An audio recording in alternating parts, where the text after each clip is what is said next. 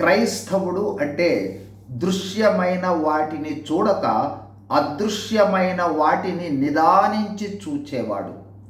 అదృశ్యమైనవి అంటే భౌతిక నేత్రాలకు కనిపించనివి, ఆత్మీయ నేత్రాలకు కనిపిస్తాయి. క్రైస్తవ విశ్వాసం అంటేనే అదృశ్యమైనవి ఉన్నవనుటకు రుజువు. ఇప్పుడు మనం వెళ్ళే మందిరమును భౌతిక నేత్రాలతో చూస్తున్నామా, ఆత్మీయ నేత్రాలతో చూస్తున్నామా? ఆత్మీయ నేత్రాలతో చూస్తే మనకు కనిపించే కొన్నింటిని ఇప్పుడు జ్ఞాపకం చేసుకోబోతా ఉన్నాం. మొదటిదిగా, మందిరము అంటే నేడు సంఘము సహవాసముగా సమకూడు ప్రదేశము. ఆ ప్రదేశము దేవుడు నివసించు పరిశుద్ధ ప్రదేశము. ఆ ప్రదేశము పరలోకపు గవిని.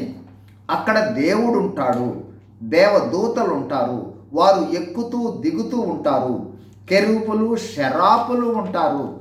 అక్కడ దేవుని ప్రజలు చేయు స్తోత్రముల మీద దేవుడు ఆసీనుడై ఉంటాడు. అక్కడ దైవ సేవకుల ద్వారా, ప్రార్థనల ద్వారా, కీర్తనలు, స్తోత్రములు, ఆరాధనల ద్వారా దేవుడు మాట్లాడతాడు. అక్కడ విడుదలయ్యే ప్రతి వాక్యము దైవావేశం చేత దేవుని సేవకుల ద్వారా విడుదలయ్యే మాటలు. అక్కడ చేరి ఉన్న విశ్వాసులందరూ మనతో కూడా క్రీస్తు శరీరంలో అవయవాలు.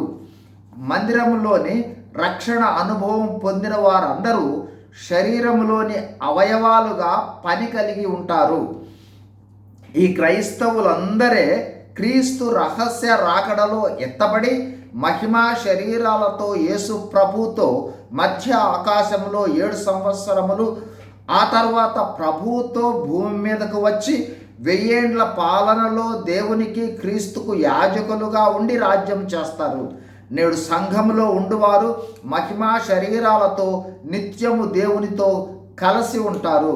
ఈ గ్రహింపు మనకు ఉంటే మందిరం మనకు అత్యద్భుతంగా కనిపిస్తుంది. ఆ విధమైన గ్రహింపు కలిగి ఉన్నట్లుగా దేవుడు సహాయం చేయను గాక. God bless you. Thank you.